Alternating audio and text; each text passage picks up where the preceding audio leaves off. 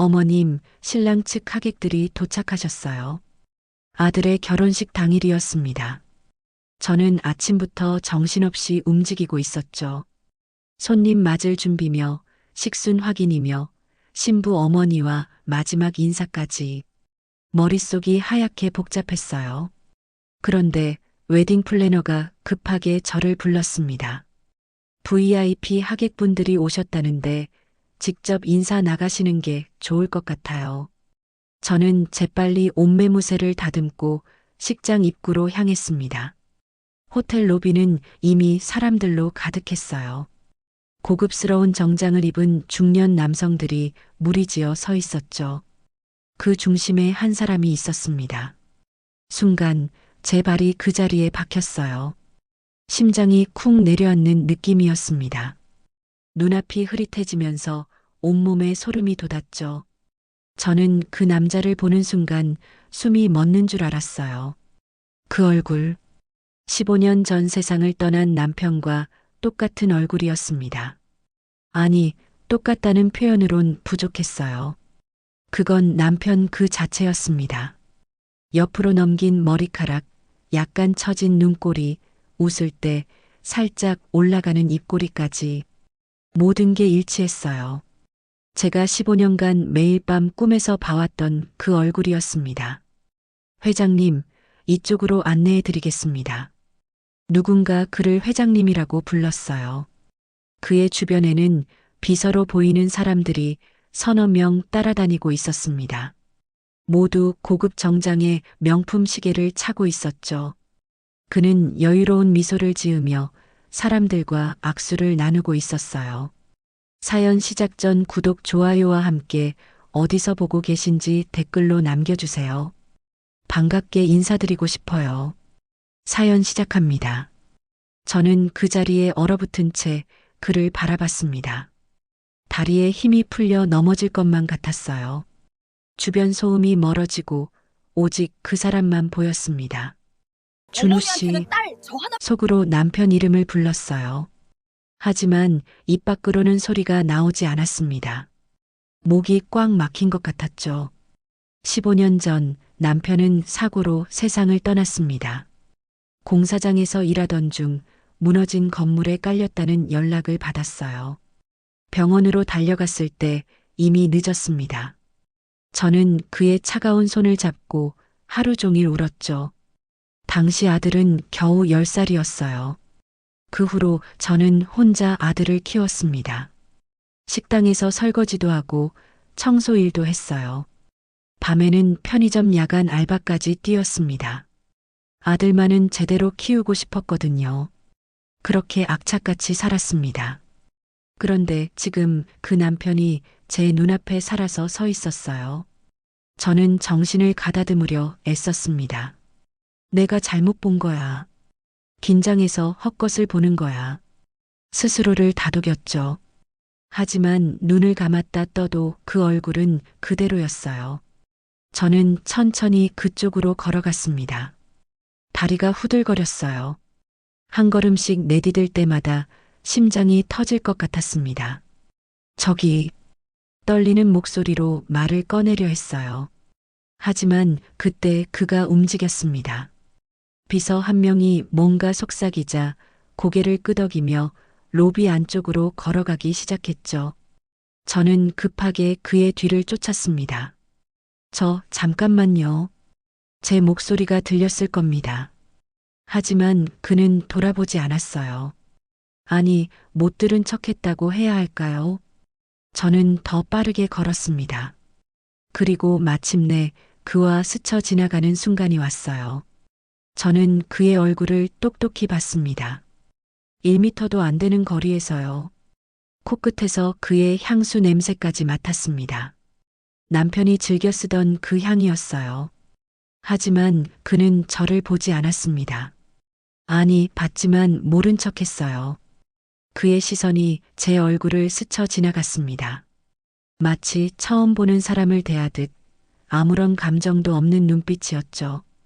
그 순간 온몸이 얼어붙었습니다. 이럴 수가. 심장이 터질 듯 요동쳤어요. 숨을 쉴 수가 없었습니다. 주변이 빙글빙글 돌았죠. 저는 벽을 짚고 간신히 중심을 잡았어요. 잘못 본 건가? 스스로에게 물었습니다. 하지만 아니었어요. 분명히 봤습니다. 왼쪽 귀 뒤에 있는 작은 점까지, 남편이 어릴 때 넘어지면서 생긴 그 흉터까지, 모든 게 똑같았어요. 그는 계속 앞으로 걸어갔습니다.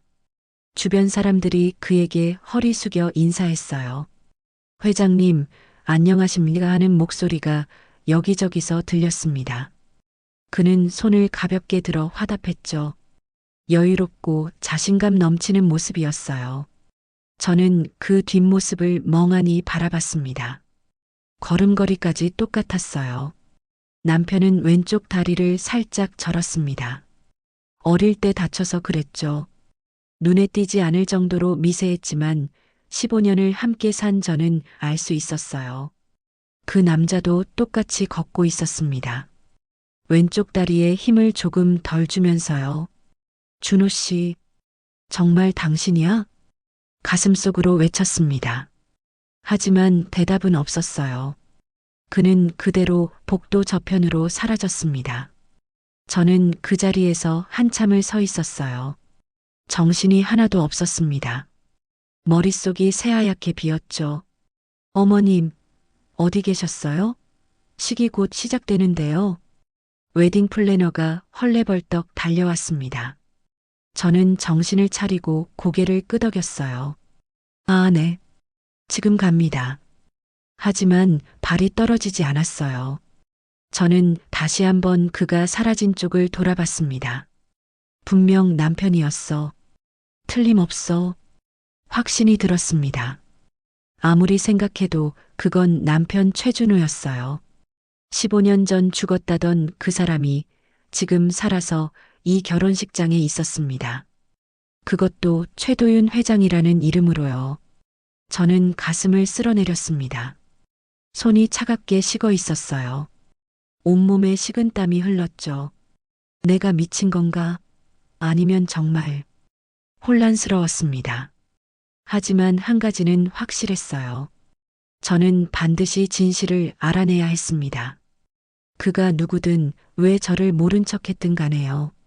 아들의 결혼식이 시작되는 종소리가 울렸습니다. 저는 떨리는 다리를 이끌고 식장 안으로 들어갔어요. 하지만 머릿속은 온통 그 남자 생각뿐이었습니다. 최도윤, 그 이름을 되뇌었습니다.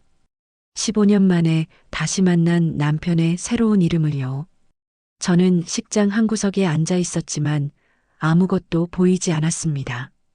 주례 선생님의 목소리도 하객들의 박수 소리도 귓전을 스쳐 지나갔어요. 머릿속은 온통 그 남자 생각뿐이었습니다. 아니, 남편 생각이었죠. 준호 씨, 그 이름을 속으로 불렀어요. 그러자 15년 전 기억들이 파도처럼 밀려왔습니다. 준호 씨와 저는 25에 만났어요. 그는 동네 철물점에서 일하고 있었죠. 첫인상은 그리 특별하지 않았습니다. 키도 평범하고 잘생긴 것도 아니었어요. 하지만 웃는 얼굴이 참 따뜻했습니다. 그는 제게 반했다고 했어요.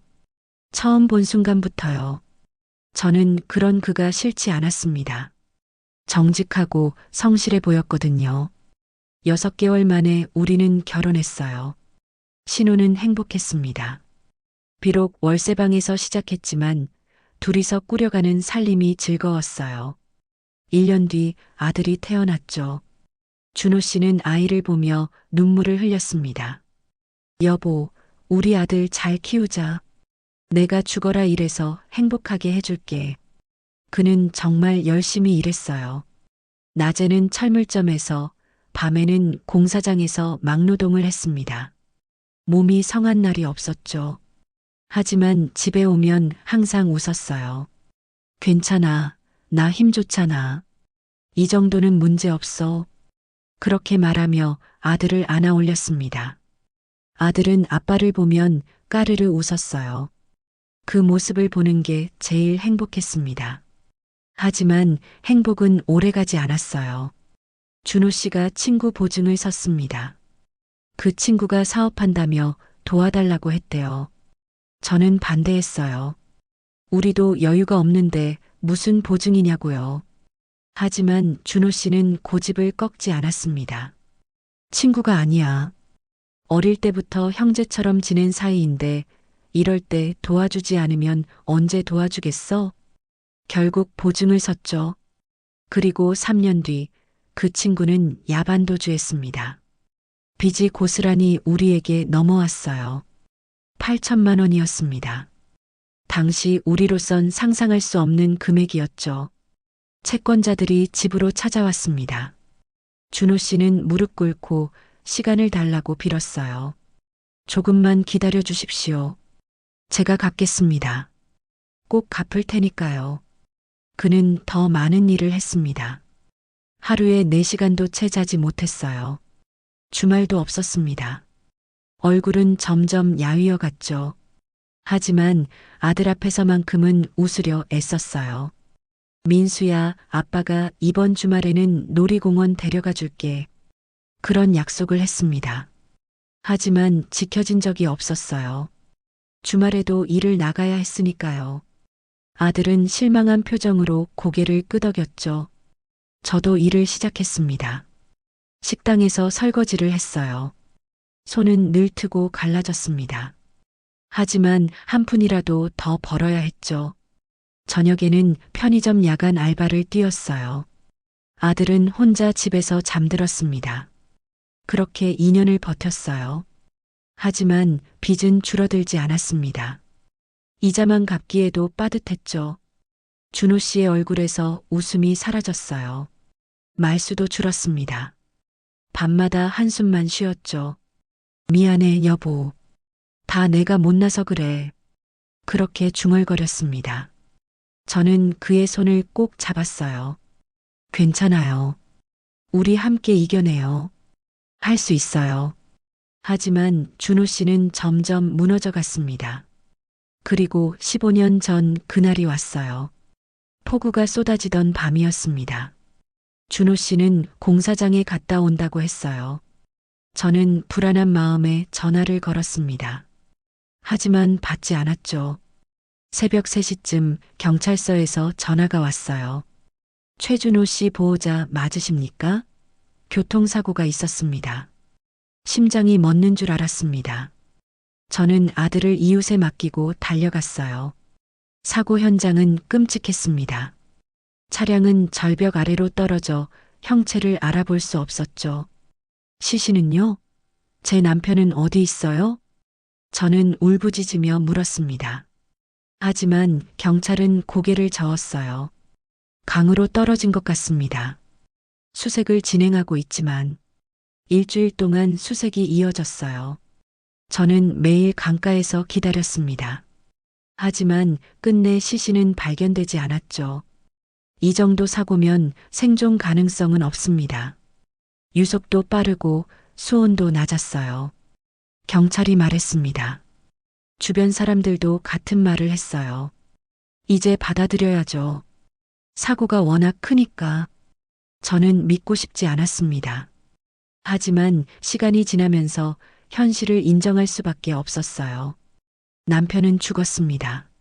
시신 없이요. 장례식은 치르지 못했어요.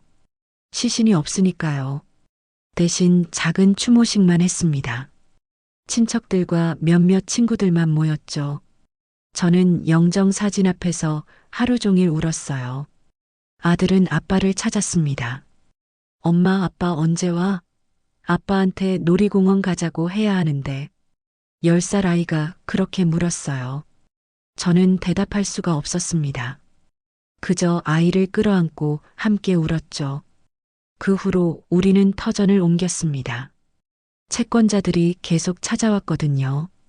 저는 아들 손을 잡고 서울을 떠났어요. 작은 지방 도시로 갔습니다. 거기서 다시 시작했죠. 15년이었어요. 15년 동안 저는 남편을 묻고 살았습니다. 마음속 깊은 곳에 묻어두고 꺼내지 않으려 애썼어요. 아들 앞에서 울지도 않았습니다. 강한 엄마가 되어야 했으니까요. 그렇게 살아왔는데 신랑 신부 맞절하십시오. 주례 선생님의 목소리에 정신이 들었습니다. 저는 고개를 들었어요. 단상 위에서 아들이 절하고 있었습니다. 훌쩍 커버린 우리 아들이요. 눈물이 핑 돌았습니다. 저 아이를 혼자 키웠어요. 남편 없이 오직 제 힘으로요. 그 세월이 얼마나 힘들었는지 아무도 몰랐습니다.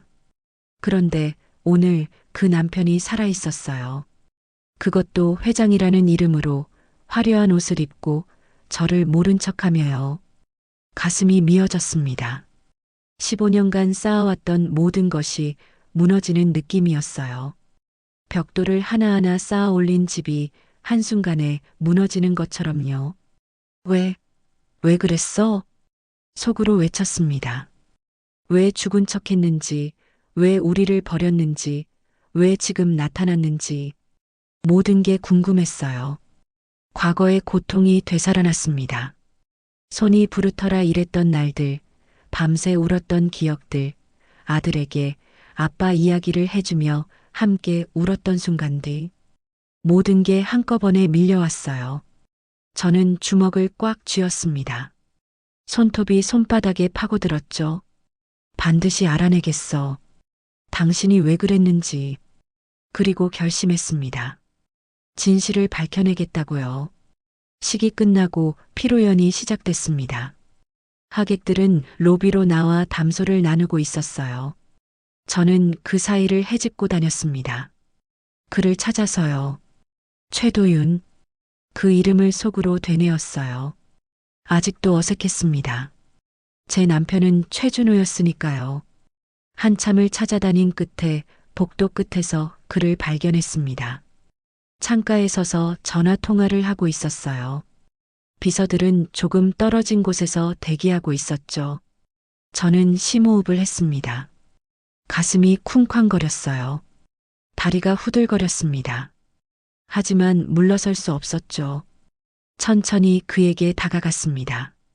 그가 통화를 마치고 휴대폰을 주머니에 넣는 게 보였어요. 저는 떨리는 목소리로 말을 걸었습니다. 저기, 최도윤 회장님이시죠? 그가 돌아봤어요. 잠깐 놀란 듯한 표정이 스쳤습니다. 하지만 곧 여유로운 미소를 지었죠. 네, 그렇습니다만. 누구시죠? 공손했어요. 하지만 어딘가 경계하는 느낌이 들었습니다. 저는 한 발짝 더 다가갔어요. 저는 오늘 신랑 어머니입니다. 아, 그러시군요. 축하드립니다. 그는 고개를 숙여 인사했습니다. 너무나 자연스러웠어요. 마치 정말 처음 보는 사람처럼요. 하지만 저는 알았습니다. 그의 손이 미세하게 떨리고 있다는 걸요. 목소리도 조금 높았어요. 평소보다요. 회장님은 이 지역 분이세요? 저는 조심스럽게 물었습니다. 그는 잠시 생각하더니 대답했어요. 아니요, 서울에서 왔습니다. 신부 측 아는 분이 계셔서요. 거짓말이었습니다. 남편은 부산 태생이었거든요. 서울 사람 특유의 억양도 없었어요. 제가 들은 그 목소리는 분명 부산 사투리가 섞인 준호 씨의 목소리였습니다. 그렇군요. 저는 그의 얼굴을 빤히 쳐다봤어요. 눈을 마주쳤습니다. 그는 눈을 피하지 않았죠. 하지만 눈동자가 흔들렸어요. 혹시 이 지역에 오신 적 있으세요? 15년 전쯤요. 제 질문에 그의 미간이 살짝 찌푸려졌습니다. 글쎄요. 잘 모르겠는데요. 예전 일은 잘 기억이 나지 않아서 말끝을 흐렸어요. 불편해하는 게 느껴졌습니다. 저는 더 깊이 파고들었죠. 그러시군요. 그런데 회장님 얼굴이 제가 아는 분과 너무 닮으셔서요. 아, 그런가요? 그는 웃었습니다. 하지만 웃음이 어색했어요. 억지로 짓는 것 같았죠. 세상에 비슷하게 생긴 사람 많지 않습니까? 도플갱어라는 말도 있고요. 여전히 여유를 잃지 않으려 애쓰고 있었어요. 하지만 저는 보았습니다. 그의 관자놀이에 땀이 맺힌 걸요. 저는 주변을 살폈습니다. 비서들이 조금 떨어진 곳에 있었어요. 이 기회를 놓칠 수 없었습니다. 혹시 저는 목소리를 낮췄어요. 그리고 또박또박 물었습니다. 준호 씨라고 불렸던 분 아니세요? 순간 그의 얼굴이 굳었습니다. 눈빛이 흔들렸어요. 입술이 파르르 떨렸습니다. 손이 주먹을 쥐었다 폈다를 반복했죠. 침묵이 흘렀습니다. 1초, 2초, 3초. 시간이 멈춘 것 같았어요. 저는 숨도 쉬지 못하고 그를 바라봤습니다. 그가 입을 열었어요. 죄송하지만 목소리가 떨렸습니다. 분명히 떨렸어요. 저는 그런 이름의 사람을 모릅니다. 그렇게 말했습니다. 하지만 그의 눈은 거짓을 말하고 있었어요. 정말 모르세요? 저는 한 발짝 더 다가갔습니다. 그와의 거리가 50cm도 안 됐어요. 왼쪽 귀 뒤에 점 있으시죠? 어릴 때 넘어져서 생긴 흉터도요. 그의 눈이 커졌습니다. 당황한 표정이 역력했어요. 그건 말을 더듬었습니다. 차분하던 목소리에 균열이 생겼죠. 왼쪽 다리도 조금 불편하시잖아요. 걸으실 때 힘을 덜 주시는 게 보여요. 어떻게? 그가 중얼거렸습니다. 그리고 화들짝 놀라며 입을 다물었어요. 실수했다는 걸 깨달은 표정이었습니다. 저는 눈물이 핑 돌았어요. 확신했습니다. 그는 분명 제 남편이었습니다. 준호 씨, 작게 불렀어요. 그 이름을요. 그가 움찔했습니다. 온몸이 경직됐어요. 눈빛이 흔들리고 입술이 떨렸습니다. 저는 그가 말을 시작했어요. 하지만 이어지지 않았습니다. 회장님, 그때 비서 한 명이 다가왔습니다. 타이밍이 절묘했어요. 아니, 일부러 끼어든 것 같았습니다. 다음 일정이 있으십니다. 출발하셔야 합니다. 비서가 재촉했어요. 그는 고개를 끄덕였습니다. 알겠네. 목소리를 가다듬었어요. 다시 차분해지려 애쓰는 게 보였습니다. 그가 저를 봤어요. 눈빛이 복잡했습니다. 미안함, 두려움, 그리움. 여러 감정이 뒤섞여 있었죠. 실례하겠습니다. 그렇게 말하고 돌아섰어요. 저는 그의 팔을 잡았습니다. 잠깐만요. 그가 멈춰섰습니다. 하지만 돌아보지 않았어요. 저 정말 당신 아니에요? 준호 씨 아니에요? 떨리는 목소리로 물었습니다. 애원하듯이요. 그는 한참을 멈춰 있었어요. 등만 보이는 뒷모습이었지만 갈등하고 있다는 게 느껴졌습니다. 죄송합니다. 결국 그가 말했어요. 사람을 잘못 보신 것 같습니다. 그리고 저를 뿌리치고 걸어갔습니다. 비서들이 그를 에워싸고 복도를 빠져나갔어요. 저는 그 자리에 멍하니 서 있었습니다. 손이 떨렸어요. 온몸이 후들거렸습니다. 다리에 힘이 풀려 벽에 기댔죠. 거짓말이야. 속으로 중얼거렸어요. 분명 거짓말이야. 당신 나 알아봤잖아. 내가 다 봤어. 그의 흔들리던 눈빛이 떠올랐습니다. 떨리던 목소리도요. 땀 흘리던 이마도요. 그는 저를 알아봤어요. 분명히요. 하지만 모른 척 했습니다. 왜죠? 왜 그랬을까요? 저는 주저앉고 싶었어요. 울고 싶었습니다. 하지만 참았어요. 여기는 아들 결혼식장이었으니까요. 비틀거리며 화장실로 향했습니다. 거울 앞에 섰어요. 창백한 제 얼굴이 보였습니다. 정신 차려. 정신 차리라고 스스로에게 말했습니다. 하지만 눈물이 흘러내렸어요. 15년 만에 만난 남편이 저를 모른 척 했습니다. 아니, 모른 척 하는 척 했어요. 그 안에는 분명 알아본 사람만이 가질 수 있는 흔들림이 있었습니다. 두려움이 있었고 죄책감이 있었어요. 저는 거울 속 제 얼굴을 똑바로 봤습니다. 포기하지 마. 반드시 진실을 밝혀내. 다짐했습니다. 그가 누구든 무슨 이유로 저를 떠났든 저는 알아낼 거예요. 반드시요.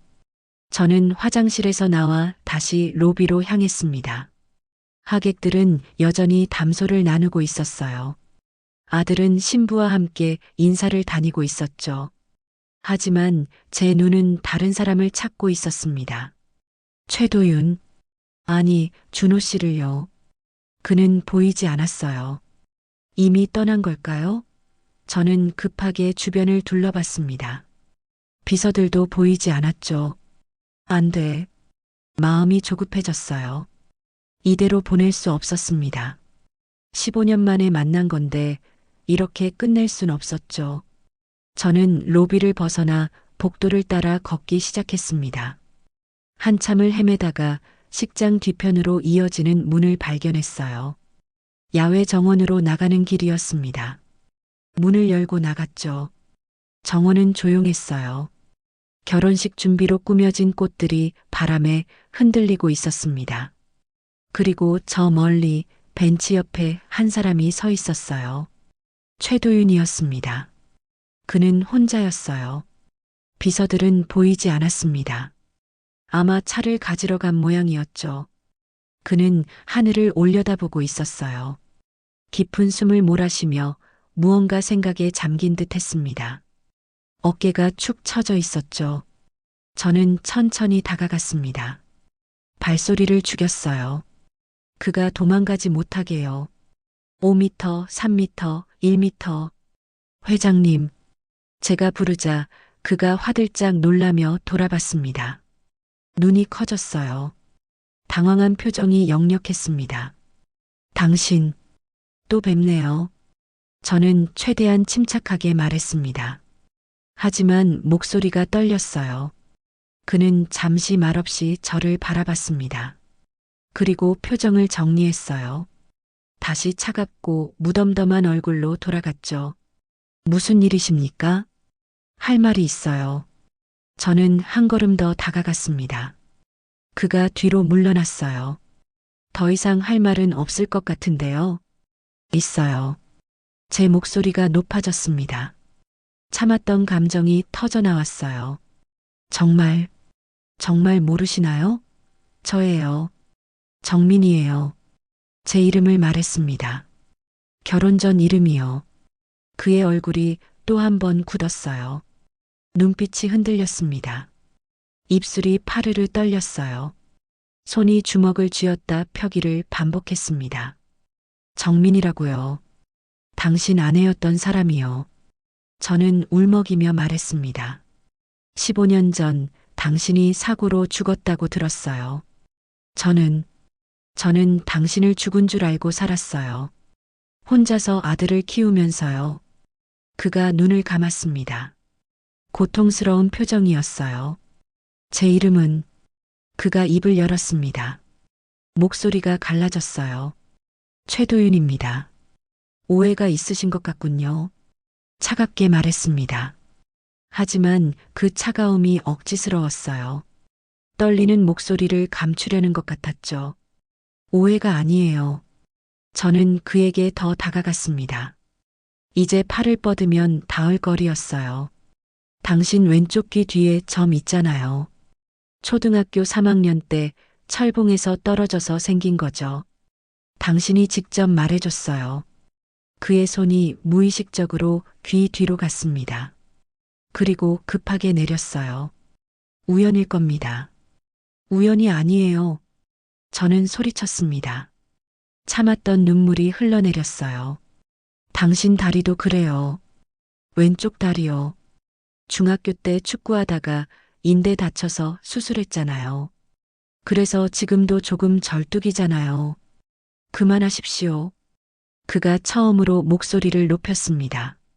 눈빛이 흔들렸어요. 더 이상 침착함을 유지할 수 없다는 듯이요. 제발, 그만하십시오. 목소리가 떨렸습니다. 애원하는 것 같았어요. 저는 그를 똑바로 봤습니다. 그의 눈을 들여다봤어요. 그 눈빛을 알았습니다. 15년 전에도 봤던 눈빛이었어요. 힘들 때, 괴로울 때, 저에게 미안해할 때 짓던 그 표정이었습니다. 당신, 왜 이래요? 저는 작은 목소리로 물었어요. 왜 저를 모른 척해요? 왜 다른 사람인 척해요? 그는 대답하지 않았습니다. 그저 저를 바라볼 뿐이었죠. 하지만 그의 시선은 제 얼굴에서 떨어지지 못했어요. 마치 제 얼굴을 외우려는 사람처럼 눈을 찡그리며 바라봤습니다. 기억해내려고 애쓰는 것 같았어요. 아니, 기억하고 있지만 인정하고 싶지 않은 사람 같았습니다. 정민아, 그가 작게 중얼거렸어요. 너무 작은 소리라 제대로 들리지 않았습니다. 하지만 분명 제 이름이었어요. 확신했습니다. 뭐라고 하셨어요? 저는 다급하게 물었습니다. 하지만 그는 고개를 저었어요. 아무 말도 안 했습니다. 그리고 저에게서 시선을 돌렸어요. 멀리 주차장 쪽을 봤습니다. 차가 왔군요. 가봐야겠습니다. 차가운 말투였어요. 하지만 그의 손은 주먹을 쥔 채 떨리고 있었습니다. 기다려요. 저는 그의 팔을 잡았습니다. 그가 움찔했어요. 제발, 한 가지만 알려줘요. 당신이 준호 씨가 맞는지 아닌지만요. 그는 천천히 저를 봤습니다. 눈빛이 복잡했어요. 고통, 미안함, 슬픔, 온갖 감정이 뒤섞여 있었습니다. 죄송합니다. 결국 그가 말했어요. 저는 당신이 찾는 사람이 아닙니다. 그리고 제 손을 조심스럽게 떼어냈어요. 부드럽지만 단호한 손길이었습니다. 행복하십시오. 마지막으로 그렇게 말하고 돌아섰습니다. 저는 그의 뒷모습을 바라봤어요. 걸어가는 모습을 봤습니다. 왼쪽 다리에 힘을 덜 주며 걷는 그 모습을요. 준호 씨의 걸음걸이와 똑같았습니다. 준호 씨, 작게 불렀어요. 하지만 그는 돌아보지 않았습니다. 그냥 걸어갔어요. 주차장으로요. 검은색 고급 세단이 기다리고 있었습니다. 비서가 문을 열어줬어요. 그는 차에 올라탔죠. 차가 출발했습니다. 저는 그 자리에 멍하니 서서 차가 멀어지는 걸 봤어요. 무릎에 힘이 풀렸습니다. 그 자리에 주저앉았어요. 눈물이 주르륵 흘러내렸습니다. 뭐지? 대체 뭐지? 머릿속이 복잡했어요. 확신할 수 없었습니다. 그는 정말 준호일까요? 아니면 정말 닮은 다른 사람일까요? 하지만 그 눈빛은요. 그 떨림은요. 제 이름을 부를 뻔했던 그 순간은요. 모든 게 준호 씨였어요. 하지만 그는 부인했습니다. 끝까지요. 저는 하늘을 올려다봤어요. 구름이 흘러가고 있었습니다. 진실이 뭐야? 대체 무슨 일이 있었던 거야? 알 수 없었어요. 어떤 진실이 숨겨져 있는지요. 하지만 한 가지는 확실했습니다. 그는 뭔가를 숨기고 있었어요. 그리고 저는 그걸 밝혀낼 거예요. 반드시요. 저는 정원에서 한참을 앉아 있었습니다. 눈물을 닦고 정신을 가다듬고 다시 일어났어요. 식장으로 돌아가야 했습니다. 아들의 결혼식이니까요. 피로 연장은 여전히 북적였어요. 하객들은 음식을 먹으며 담소를 나누고 있었습니다.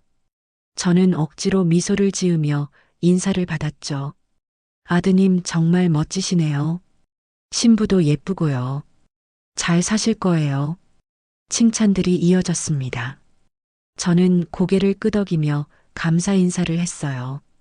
하지만 머릿속은 온통 그 사람 생각뿐이었습니다. 최도윤, 아니 준호 씨. 그는 왜 저를 모른 척 했을까요? 정말 기억이 없는 걸까요? 아니면 어머님, 웨딩 플래너가 급하게 다가왔습니다. 저는 정신을 차렸어요. 네, 손님 중에 어머님 찾으시는 분이 계세요. 누군데요? 글쎄요, 말씀을 안 하시고 이걸 전해달라고만 하시더라고요. 플래너가 작은 봉투를 건넸습니다. 흰색 봉투였어요. 이름도 적혀 있지 않았죠. 저는 봉투를 받아들었습니다. 손이 떨렸어요. 왠지 알 것 같았거든요. 그분은 어디 계세요? 벌써 가셨어요. 급하신지 전해주고 바로 나가시던데요. 저는 봉투를 뜯었습니다. 안에는 작은 쪽지가 들어 있었어요. 손글씨였습니다. 익숙한 필체였죠. 잠시 이야기할 수 있을까요? 호텔 2층 라운지에서 기다리겠습니다. 단 2줄이었습니다. 하지만 그걸로 충분했어요. 심장이 쿵쾅거렸습니다. 그가 저를 찾았어요. 먼저요. 어머님 괜찮으세요? 안색이 안 좋으신데. 아, 네. 괜찮아요. 저는 쪽지를 주머니에 넣었습니다. 그리고 주변을 둘러봤어요. 아들은 신부와 함께 사진 촬영 중이었습니다. 한창 바쁠 시간이었죠. 제가 잠깐 자리를 비워도 괜찮을 것 같았어요. 잠깐 좀 다녀올게요. 플래너에게 말하고 피로 연장을 빠져나왔습니다. 2층으로 올라가는 계단을 올랐어요. 다리가 후들거렸습니다. 숨이 가빠졌죠. 진짜 그 사람이 맞을까? 왜 날 부른 걸까? 무슨 이야기를 하려는 걸까? 온갖 생각이 머릿속을 스쳤습니다. 2층 라운지는 조용했어요. 몇몇 사람들이 소파에 앉아 있었습니다. 저는 주변을 둘러봤어요. 그리고 구석자리에서 그를 발견했습니다. 창가에 앉아 있었어요. 혼자였습니다. 비서들도 없었죠. 저는 천천히 다가갔습니다. 심장 소리가 귓가에서 울렸어요. 그가 저를 봤습니다. 일어났어요. 오셨군요. 낮은 목소리였어요. 조심스러웠습니다. 네. 저는 겨우 대답했습니다. 목이 메었어요. 앉으시죠. 그가 의자를 권했습니다. 저는 그의 맞은편에 앉았어요. 침묵이 흘렀습니다. 저는 그를 바라봤어요. 그도 저를 보고 있었습니다. 눈빛이 복잡했어요. 왜? 저를 부르셨어요? 제가 먼저 말을 꺼냈습니다.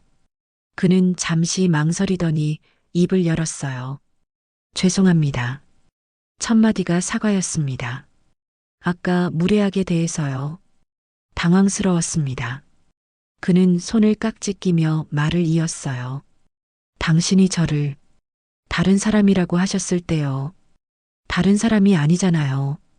저는 떨리는 목소리로 말했습니다. 당신 준호 씨잖아요. 제 남편이었던 그걸 확신하십니까? 그가 저를 똑바로 봤어요. 정말 제가 그 사람이라고 생각하십니까? 네. 저는 주저없이 대답했습니다. 확신해요. 당신 목소리, 걸음걸이, 얼굴의 모든 게 준호 씨예요. 그가 깊은 숨을 쉬었습니다. 고개를 숙였어요. 그가 말을 시작했습니다. 목소리가 떨렸어요. 혹시 아는 사이였다면, 혹시가 아니에요. 제가 끊었습니다. 우리 부부였어요. 5년 동안요. 그가 고개를 들었습니다. 눈빛이 흔들렸어요. 그 기억은 그가 천천히 말했습니다. 지금 없습니다. 순간 머릿속이 하얘졌어요. 뭐라고요? 기억이 없습니다. 15년 전 일들이요. 그는 조심스럽게 말했습니다. 저는 15년 전 사고를 당했습니다. 머리를 심하게 다쳤죠. 깨어났을 때 기억을 잃은 상태였어요. 저는 그를 멍하니 바라봤습니다. 기억상실. 네. 그가 고개를 끄덕였어요. 그 이전 일들을 전혀 기억하지 못합니다. 제 이름도 어디서 왔는지도요. 충격이었어요. 하지만 동시에 안도감이 밀려왔습니다. 적어도 그는 일부러 저를 버린 게 아니었어요. 기억을 잃은 거였죠. 그럼 저도 기억 못하는 거예요? 제 목소리가 떨렸습니다. 그가 미안한 표정으로 고개를 끄덕였어요. 죄송합니다. 당신 얼굴도 이름도 아무것도 기억나지 않습니다. 눈물이 흘러내렸습니다. 참을 수 없었어요. 15년을 기다렸습니다. 죽은 줄 알았던 사람이 살아 있었어요. 하지만 그는 저를 기억하지 못했습니다. 그런데 그가 말을 이었어요. 당신을 봤을 때 그는 가슴에 손을 얹었습니다. 뭔가 느껴졌습니다. 낯설지 않았어요. 마치 오래전에 알았던 것 같은. 그가 저를 봤어요. 눈빛에 혼란이 가득했습니다. 그래서 혼란스러웠습니다. 당신이 누군지 모르겠는데 왜 이렇게 마음이 흔들리는지 제 심장이 쿵쾅거렸어요. 그도 느끼고 있었습니다. 우리 사이의 연결을요. 그런데 그가 입술을 깨물었어요.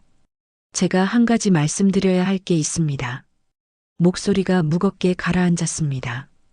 저는 불안한 예감이 들었어요. 뭔데요? 그가 저를 똑바로 봤습니다. 그리고 말했어요. 저는 지금 약혼자가 있습니다. 세상이 멈춘 것 같았습니다.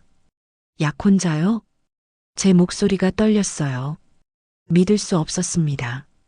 네. 그가 고개를 끄덕였어요. 미안한 표정이었습니다. 6개월 전에 약혼했습니다. 가슴이 무너졌어요. 15년 만에 만난 남편에게 약혼자가 있다니. 말이 되나요? 저는 입술을 깨물었습니다. 울음이 터질 것 같았어요. 그럼 왜 저를 부른 거예요? 설명하고 싶었습니다. 그가 조심스럽게 말했어요. 당신이 저를 아는 사람이라고 했을 때 저도 뭔가 느꼈거든요. 느꼈다고요? 네. 그는 창밖을 봤습니다. 멀리 산이 보였어요. 사실은 그가 말을 이었습니다. 오늘 이 결혼식장에 올 이유가 없었습니다. 네. 저는 하객 명단에도 없었어요. 신랑 신부도 모르는 사람이죠. 저는 놀랐습니다. 그럼 왜 온 거죠? 아침에 그가 천천히 말했어요. 이 호텔 앞을 지나가고 있었습니다. 회의 때문에 근처에 왔었거든요. 그는 주먹을 쥐었다 폈다 했습니다. 그런데 이 건물을 보는 순간 이상한 느낌이 들었어요. 어떤 느낌이요? 설명할 수 없는 끌림이었습니다. 그의 목소리가 낮아졌어요. 이유도 없이 심장이 뛰었어요. 낯설게요. 마치 이 안에 뭔가 중요한 게 있는 것처럼 저는 숨을 죽이고 들었습니다. 그래서 들어왔습니다. 비서들이 말렸지만요. 결혼식장에 초대받지도 않은 사람이 들어가는 건 실례라고 했죠. 그가 저를 봤어요. 하지만 저는 들어가야 할 것 같았어요. 그냥 그래야만 할 것 같았습니다. 제 눈에서 눈물이 흘러내렸어요. 그도 느낀 거예요. 우리 사이의 연결을요. 그리고 그가 말을 이었습니다. 로비에 들어섰을 때 당신을 봤습니다. 저를요? 네. 그는 고개를 끄덕였어요. 멀리서였어요. 사람들 사이에 서 있는 당신을요. 그의 목소리가 떨렸습니다. 그 순간 가슴이 터질 것 같았어요. 왜인지 모르겠어요. 당신이 누군지도 몰랐는데 보는 순간 울컥했습니다. 그가 손으로 가슴을 짚었어요. 여기가 이렇게 아팠어요. 마치 오래전에 잃어버린 뭔가를 다시 찾은 것 같은. 저는 더 이상 참을 수 없었습니다. 눈물이 주르륵 흘러내렸어요. 그래서 더 당황스러웠습니다. 그가 말했어요. 당신이 다가와서 제 이름을 불렀을 때요. 아니, 다른 이름을 불렀죠. 준호라고. 그게 당신 이름이에요. 제가 말했습니다. 최준호. 그게 당신의 진짜 이름이에요. 그는 잠시 침묵했어요. 그 이름을 곱씹는 것 같았습니다. 최준호. 작게 중얼거렸어요. 익숙하지 않네요. 제 이름은 최도윤이니까요. 누가 그 이름을 지어줬어요? 저는 물었습니다. 사고 후에 깨어났을 때 누가 옆에 있었어요? 그가 눈을 감았습니다. 기억을 더듬는 표정이었어요. 기억이 흐릿합니다. 하지만 그가 눈을 떴어요. 한 남자가 있었어요. 나이 많은 분이었죠. 저를 구해줬다고 했습니다. 구해줬다고요? 네. 강에서요. 그가 말했습니다. 제가 물에 떠내려가는 걸 구해줬대요. 이미 의식이 없는 상태였다고 했죠. 제 심장이 쿵쾅거렸어요. 강에서요. 15년 전 그날 준호 씨의 차가 강으로 떨어졌었죠. 그분이 저를 병원에 데려다 줬습니다. 몇 달 동안 집에서 돌봐주기도 했고요. 그분 이름이 뭐예요? 최 회장님이라고 불렀습니다. 성함은 최영수. 저는 그 이름을 들어본 적이 없었어요. 그분이 제 이름을 지어주셨습니다. 최도윤이라고요. 왜 그런 이름을요? 잘 모르겠어요. 기억도 없는 사람에게 새 이름이 필요하다고 하셨죠. 이상했어요. 뭔가 석연치 않았습니다. 그분은 지금 어디 계세요? 3년 전에 돌아가셨습니다. 그가 슬픈 표정으로 말했어요. 제게는 아버지 같은 분이었어요. 저를 살려주셨으니까요. 그분이 회사도 물려주셨나요? 네. 저를 양아들로 입적시키셨습니다. 유산도 모두 제게 주셨죠. 너무나 극적인 이야기였어요. 마치 드라마 같았습니다. 하지만 뭔가 이상했어요. 왜 그 사람은 준호 씨의 신원을 찾아주지 않았을까요? 신원 조회는 안 해봤어요? 제가 물었습니다. 해봤습니다. 그가 대답했어요. 하지만 제 지문이 어디에도 등록돼 있지 않았어요. 얼굴 인식도 안 됐죠. 그럴 리가. 준호 씨는 분명 주민등록이 돼 있었어요. 지문도 등록돼 있었죠. 저도 이상하게 생각했습니다. 하지만 회장님께서 말씀하시길 제가 아마 신분을 숨기고 살던 사람일 거라고. 그건 아니에요. 저는 소리쳤습니다. 당신은 평범한 사람이었어요. 철물점에서 일하고 공사장에서 막노동하던 사람이었다고요. 그가 놀란 표정으로 저를 봤어요. 그랬나요? 네. 저는 눈물을 닦으며 말했습니다. 당신은 착했어요. 너무 착해서 친구 보증까지 섰죠. 그래서 빚에 시달렸고 말이 막혔어요. 목이 메었습니다. 그 빚 때문에 당신이 사고를 당한 거예요. 그는 말없이 저를 바라봤습니다. 눈빛이 흔들렸어요. 저는 그가 입을 열었습니다. 당신을 기억하고 싶어요. 그 말에 제 가슴이 쿵했습니다. 정말요? 네. 그가 고개를 끄덕였어요. 당신을 보면 뭔가 알 것 같은데 손에 잡히지 않아요. 안개 속을 걷는 것 같습니다. 그는 머리를 감싸쥐었어요. 15년 동안 이런 느낌은 처음이에요. 당신만 보면 이렇게 혼란스러워요. 저는 그의 손을 잡았습니다. 천천히 기억해봐요. 제가 도와줄게요. 그가 제 손을 봤어요. 하지만 손을 빼지 않았습니다.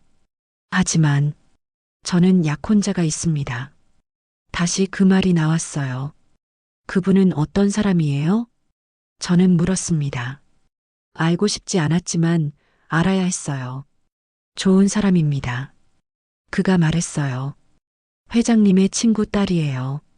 어릴 때부터 알고 지낸 사이죠. 사랑해요? 제 목소리가 떨렸습니다. 그는 대답하지 않았어요. 한참을 침묵하다가 말했습니다. 잘 모르겠어요. 솔직한 대답이었어요. 사랑이 뭔지 잘 모르겠습니다. 기억이 없으니까요. 그가 저를 봤어요. 하지만 당신을 보면 그는 말을 멈췄습니다. 뭔가 다릅니다. 이건 뭐죠? 저는 울음을 터뜨렸어요. 15년간 묻어뒀던 감정이 한꺼번에 쏟아져 나왔습니다. 그가 당황해서 손수건을 건넸어요. 죄송합니다. 제가, 아니에요. 저는 손수건을 받으며 말했습니다. 당신 잘못이 아니에요. 하지만 진실이 무엇인지는 여전히 알 수 없었습니다. 왜 그의 신원이 사라졌는지, 누가 그를 구해준 건지, 그리고 약혼자는 누구인지, 모든 게 미스터리였어요.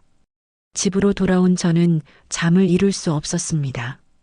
아들은 신혼여행을 떠났고 집은 텅 비어 있었어요. 저는 침대에 누워 천장만 바라봤습니다. 머릿속이 복잡했죠. 최도윤, 아니 준호 씨. 그는 기억을 잃었다고 했어요. 하지만 뭔가 이상했습니다. 저는 일어나 서재로 갔어요. 오래된 상자 하나를 꺼냈습니다. 먼지가 수북이 쌓여 있었죠.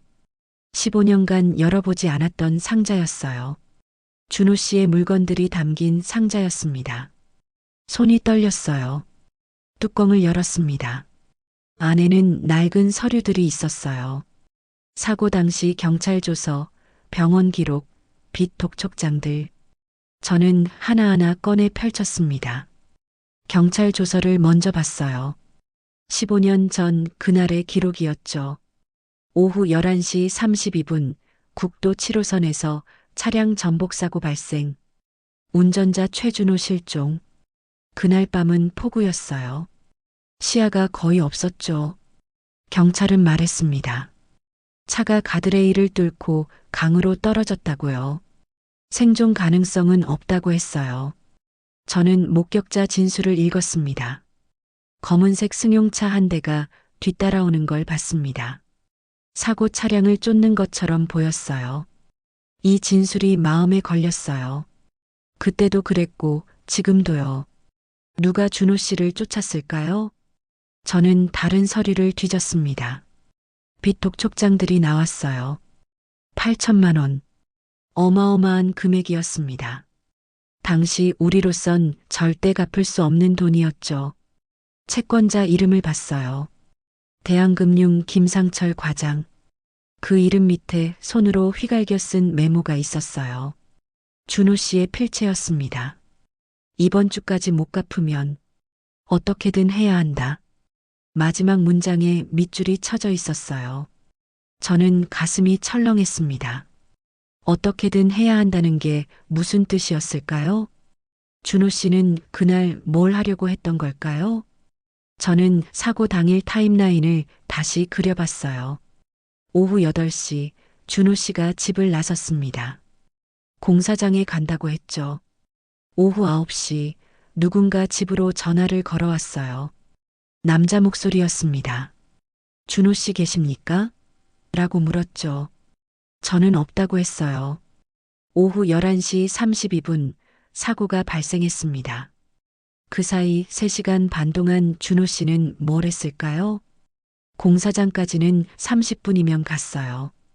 그럼 남은 3시간은요? 저는 당시 경찰에게 물었었어요.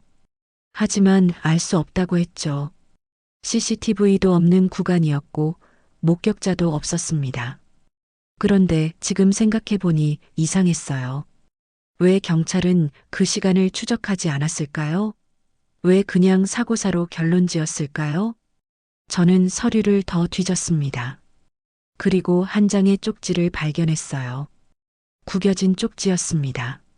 준호 씨의 재킷 주머니에서 나온 거였죠. 오늘 밤 10시 항구 창고. 혼자 와. 필체가 거칠었어요. 누가 쓴 걸까요? 저는 이 쪽지를 경찰에게 보여줬었어요. 하지만 중요하지 않다고 했습니다. 그냥 일 관련 메모일 거라고요. 하지만 지금 다시 보니 심상치 않았어요. 혼자 와라는 문구가 특히요. 준호 씨는 그날 밤 누군가를 만나러 갔던 걸까요?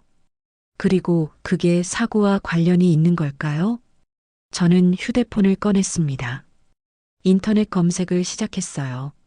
최영수 회장, 도윤이 말했던 그 사람을 검색했습니다. 여러 기사가 나왔어요. 최영수 회장, 향년 78세로 별세. 영수그룹 창업주, 조용한 장례식으로 생을 마감. 최도윤 후계자 지명, 업계 이목 집중. 저는 최영수의 사진을 확대해 봤어요. 낯선 얼굴이었습니다. 한 번도 본 적 없는 사람이었죠. 그런데 이상했어요. 기사를 읽어보니 최영수는 부산에서 사업을 했대요. 주로 물류업이었죠. 부산. 준호 씨가 사고 난 곳도 부산 근처였어요. 우연일까요? 저는 더 파고들었습니다. 영수그룹 물류업 부산. 검색 결과가 쏟아졌어요. 그리고 한 기사가 눈에 띄었습니다. 15년 전 부산항 밀수 사건, 미제로 남아. 제목을 보는 순간 심장이 쿵했어요. 15년 전, 준호가 사고 난 바로 그 해였습니다. 저는 기사를 클릭했어요. 15년 전 부산항에서 대규모 밀수 사건이 발생했으나 주요 용의자들이 모두 실종되어 미제 사건으로 남게 됐다. 당시 영수물류 창고가 거점으로 사용된 것으로 추정되나 최영수 회장 측은 모든 혐의를 부인했다. 손이 떨렸어요. 영수물류, 최영수의 회사였습니다. 그리고 부산항 창고, 준호 씨가 받은 쪽지에 적혀 있던 그 장소요. 연결점이 보이기 시작했어요. 준호 씨는 그날 밤 창고로 갔습니다. 누군가를 만나러요. 그리고 사고를 당했죠. 그 후 최영수가 그를 구했다고 했어요. 너무 우연 아닌가요? 저는 더 생각해 봤습니다. 준호 씨의 신원이 사라진 것도 이상했어요. 지문, 얼굴 인식 모두 안 됐다고요. 그건 불가능한 일이었습니다. 누군가 일부러 지운 게 아니라면요. 그리고 도윤의 현재 위치를 생각해 봤어요. 그는 회장이었습니다. 막대한 재산을 가진요. 15년 전 빚에 쫓기던 준호 씨와는 전혀 다른 삶이었죠. 혹시 무서운 생각이 들었어요. 혹시 누군가 의도적으로 준호 씨의 기억을 지운 건 아닐까요? 그를 다른 사람으로 만들기 위해서요. 하지만 왜요? 무슨 이유로요? 저는 머리를 쥐어뜯었습니다. 너무 복잡했어요. 다음 날 저는 도윤에게 연락했습니다. 만나자고 했어요. 할 이야기가 있다고요. 그는 망설이다가 승낙했습니다. 우리는 조용한 카페에서 만났어요. 무슨 일이십니까? 그가 물었습니다. 불안한 표정이었어요. 저는 가방에서 서류들을 꺼냈습니다. 이거 봐요. 사고 기록을 보여줬어요. 그는 천천히 읽었습니다. 이게 당신이 사고 난 날의 기록이에요. 저는 쪽지도 보여줬습니다. 그리고 이건 당신 주머니에서 나온 거예요. 오늘 밤 10시 항구창고. 혼자 와라고 적혀 있죠. 그의 얼굴이 굳었어요. 항구창고. 최영수 회장의 물류창고였어요. 제가 말했습니다. 당신을 구해줬다는 그 사람의 창고요. 그가 저를 봤어요. 눈빛이 흔들렸습니다. 무슨 뜻입니까? 잘 모르겠어요. 솔직하게 말했습니다. 하지만 뭔가 이상해요. 너무 우연이 많아요. 저는 기사도 보여줬어요. 15년 전 부산항 밀수 사건. 당신이 사고 난 그 해에 일어난 일이에요. 그는 말없이 기사를 읽었습니다. 손이 떨리고 있었어요. 혹시 제가 조심스럽게 말했습니다. 당신이 이 사건과 관련이 있었던 건 아닐까요? 제가요? 목격자였을 수도 있어요. 아니면 우연히 알게 됐거나요. 그가 고개를 저었어요. 말도 안 됩니다. 저는 기억이 없는 게 아니라 저는 그의 눈을 똑바로 봤습니다. 누군가 당신 기억을 지운 건지도 몰라요. 침묵이 흘렀습니다. 그는 한참을 말없이 앉아 있었어요. 서류를 내려다보며 생각에 잠겼습니다. 그 이야기를 그가 입을 열었습니다. 목소리가 떨렸어요. 더 듣고 싶습니다. 그는 두려워하는 것 같았어요. 하지만 동시에 궁금해했습니다. 자신의 과거가 궁금했던 거예요. 저는 고개를 끄덕였습니다. 말해줄게요. 제가 아는 모든 걸요. 그 순간 느꼈어요. 그의 과거가 움직이기 시작했다는 걸요. 15년간 잠들어 있던 진실이 깨어나고 있었습니다. 그날부터 우리는 함께 진실을 찾기 시작했습니다. 도윤은 최영수 회장의 비서였던 사람들을 만났어요. 하지만 모두 입을 다물었습니다. 15년 전 일은 모른다고 했죠. 저는 당시 채권자였던 김상철을 찾았어요. 하지만 그는 이미 5년 전에 세상을 떠났다고 했습니다. 모든 길이 막힌 것 같았어요. 일주일이 지났습니다. 우리는 다시 만났어요. 같은 카페에서요. 진전이 없네요. 도윤이 한숨을 쉬었습니다. 지친 얼굴이었어요. 사람들이 모두 말을 아끼거나 이미 세상을 떠났거나 포기하면 안 돼요. 저는 말했습니다. 분명 방법이 있을 거예요. 하지만 사실 저도 막막했어요. 15년이라는 시간은 너무 길었습니다. 흔적들이 다 지워져 있었죠. 사실은 도윤이 조심스럽게 말했어요. 약혼녀에게 말했습니다. 당신을 만났다고요. 제 심장이 쿵했어요. 뭐라고 하던가요? 화를 냈습니다. 그가 쓴웃음을 지었어요. 당연하죠. 자기 약혼자가 다른 여자의 과거를 찾아다닌다니. 미안해요. 제가 말했습니다. 제 때문에 곤란해지신 거잖아요. 아닙니다. 그가 고개를 저었어요. 제가 선택한 일이에요. 저도 알고 싶었으니까요. 그는 창밖을 봤습니다. 제 과거가 궁금했어요. 15년 동안 늘 그랬습니다. 나는 누구일까? 어디서 왔을까? 그의 목소리가 떨렸어요. 밤마다 꿈을 꿨어요. 누군가 제 이름을 부르는 꿈을요. 하지만 깨어나면 기억나지 않았죠. 준호 씨, 제가 작게 불렀어요. 그가 저를 봤습니다. 눈빛이 흔들렸어요. 그 이름을 들으면 그가 말했습니다. 가슴이 아파요. 왜 그런지 모르겠어요. 저는 눈물이 핑 돌았어요. 당신이라서 그래요. 하지만 확신할 수 없잖아요. 그가 말했습니다. 제가 정말 당신 남편인지 아니면 그냥 닮은 다른 사람인지 맞는 말이었어요. 우리에겐 확실한 증거가 없었습니다. DNA 검사를 할 수도 없었죠. 준호 씨의 유품이 남아있지 않았으니까요. 그래도 저는 말했습니다. 당신은 알잖아요. 뭔가 느끼고 있다는 거요. 네. 그가 고개를 끄덕였어요. 당신을 보면 익숙해요. 처음 보는 사람 같지 않아요. 그는 손을 내밀었습니다. 제 손을 잡았어요. 이렇게 손을 잡고 있으면 마음이 편해집니다. 제 눈에서 눈물이 흘러내렸어요. 저도요. 우리는 한참을 그렇게 앉아 있었습니다. 손을 잡은 채로요. 그의 손은 따뜻했어요. 15년 전 잡았던 그 손처럼요. 저는 그가 입을 열었습니다. 약혼을 파기할까 생각 중입니다. 왜요? 공평하지 않아요. 그가 말했어요. 그녀를 사랑하지 않는데 결혼하는 건요. 그녀도 저도 불행해질 겁니다. 하지만 당신 때문만은 아닙니다. 그가 제 말을 끊었어요. 전부터 느껴왔어요. 이 결혼이 맞지 않는다는 걸요.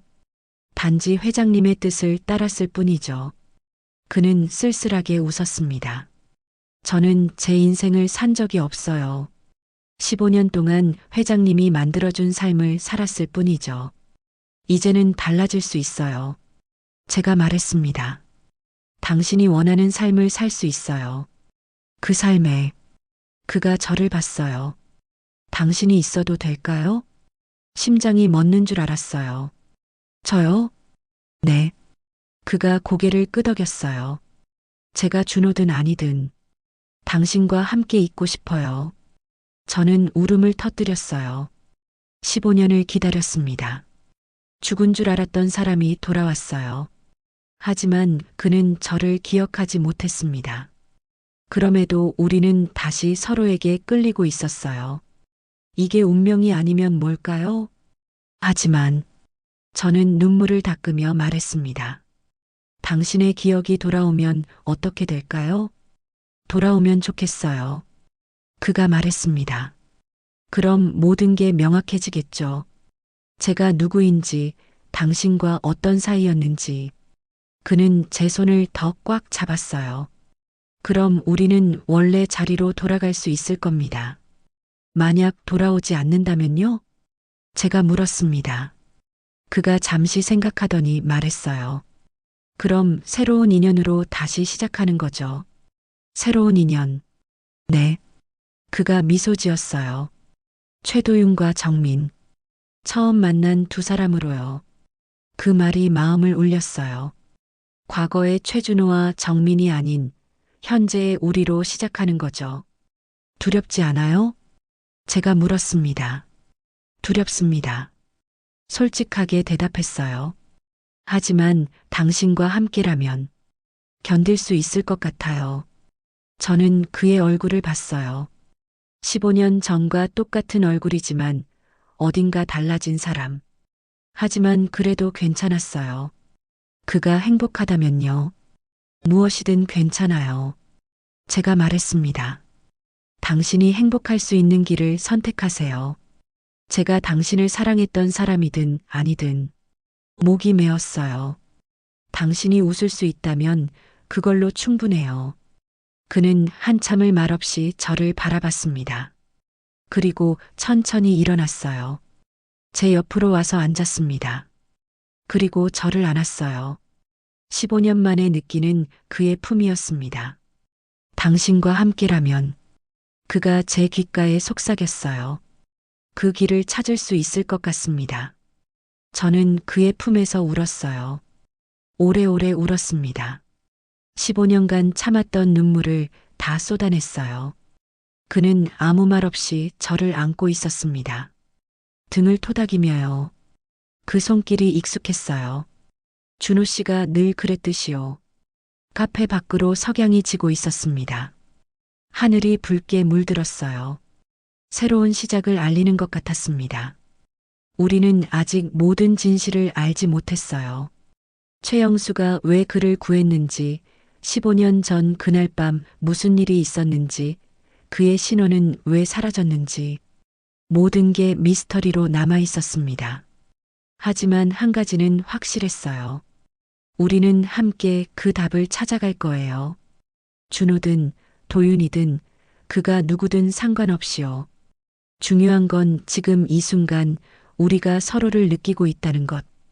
과거의 사랑이든 새로운 인연이든 우리는 다시 서로에게 끌리고 있다는 거였습니다. 집에 가요. 그가 말했어요. 내일부터 다시 찾아봅시다. 우리의 진실을요. 저는 고개를 끄덕였어요. 우리는 손을 잡고 카페를 나왔습니다. 석양빛이 우리를 비췄어요. 따뜻했습니다. 15년 만에 다시 찾은 햇살 같았어요. 앞으로 어떤 진실이 기다리고 있을지 몰랐습니다. 행복한 결말일지 슬픈 결말일지도요. 하지만 괜찮았어요. 우리는 함께니까요. 그리고 그걸로 충분했습니다. 세상에는 설명할 수 없는 인연들이 있습니다. 15년이라는 시간이 흘러도 기억이 사라져도 서로를 향한 마음만큼은 남아있는 인연들이요. 이 이야기의 주인공처럼 여러분도 혹시 잃어버린 누군가를 찾고 계신가요? 아니면 설명할 수 없는 그리움을 느끼고 계신가요? 때로는 모든 답을 알 수 없을 때도 있습니다. 하지만 중요한 건 지금 이 순간 우리가 누구와 함께 있느냐가 아닐까요? 과거가 어땠든 미래가 어떻게 될지 몰라도 지금 이 순간 서로를 아끼는 마음, 그게 진짜 인연이 아닐까 싶습니다.